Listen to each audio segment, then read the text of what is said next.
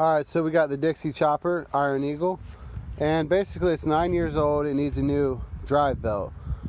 So we had two problems. It probably doesn't need a drive belt, but I'm going to show you all how to change the drive belt.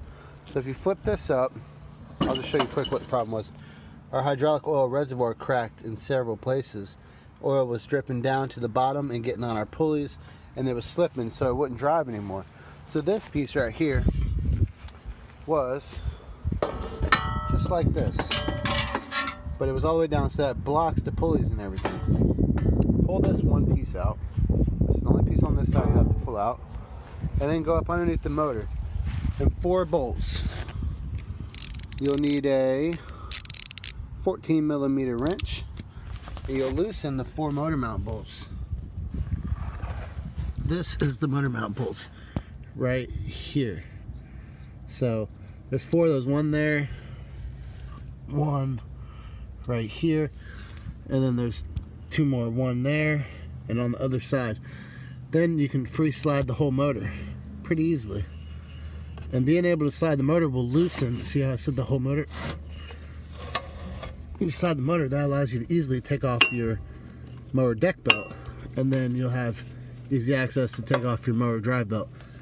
This wire runs around this way, and it's plugged in on the upside of the engine. I'll show you where that was plugged in at. Right here. This is where it was plugged in at. You got to unhook that. Then you slide the mower forward to loosen the belts, as far forward as they'll go. And you can just simply, reach under in here. Let me get the best angle possible here. You'll be able to reach the belts right there. So they're nice and loose now. Then you have to just set them in the fan, spin the fan one time, and just like that, your belt's disconnected. Do that on both pulleys. Each hydro pump has a fan on top to keep it cool, and the belt runs around both of them. So once you get the belt off both pulleys, you'll have tons of slack to go ahead and take it all the way off. Alright guys, this is the most difficult piece right here. You have to get some vice grips or another person to hold the top side of that bolt, and then you got to take a socket and put it on top of this side of the bolt right there and unratchet that, and that's going to be a 1/2 inch socket.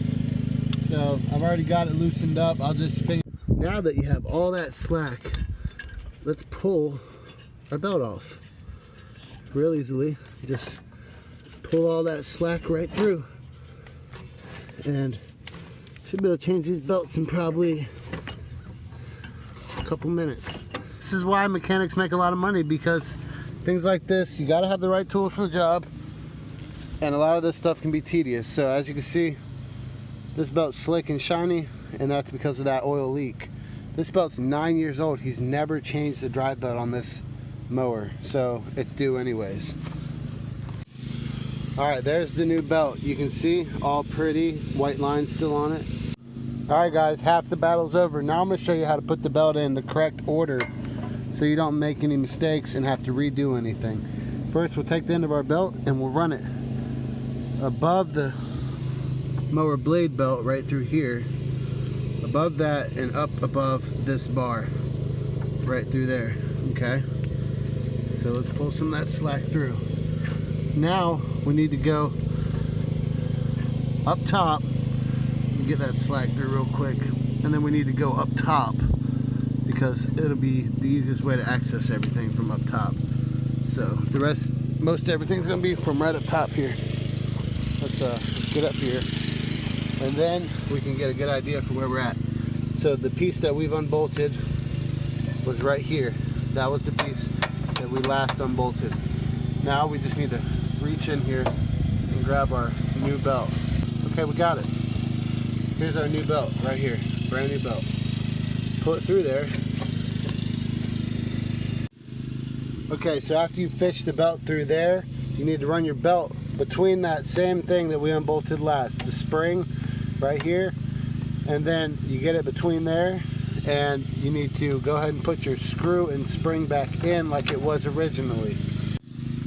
The next step is to take your belt and run it over the top of the fan blade pulleys. I'm trying to give you some kind of a visual here. It's kind of hard to see if you can see anything, but run it over the top like so, and then get it to come all the way around and free from the fans. And then you want to do the same thing on the other side.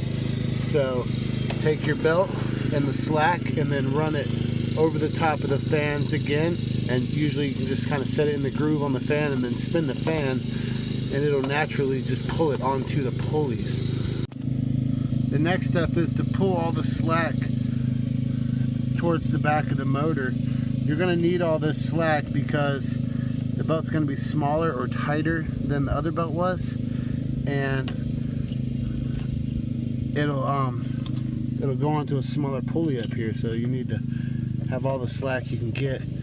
So once you get it like that, you just kind of turn the whole pulley system and you can just work it on there.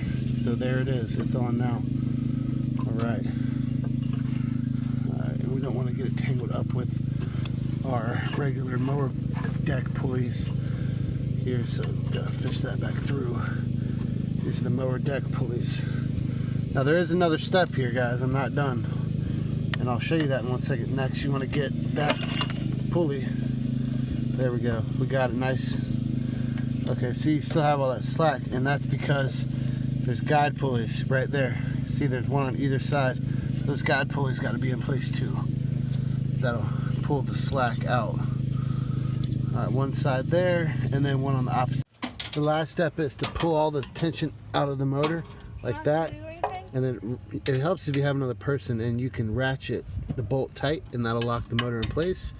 And then you can check your tension on your belts. If one belt's worn more than the other, see, they're nice and tight now.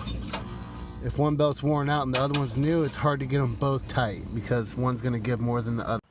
And the last step is to make sure you fasten that bolt right there that is on your electronic clutch back to your frame in order to hold the electronic clutch in place so it doesn't rip your wires right out. Then reconnect your electronic clutch wires and you'll be good to go. And we'll see you next time. If you subscribe, you'll be more likely to get my videos if you need to do some more maintenance or repairs. And if you like this video, be sure you subscribe and hit that like button. It really helps.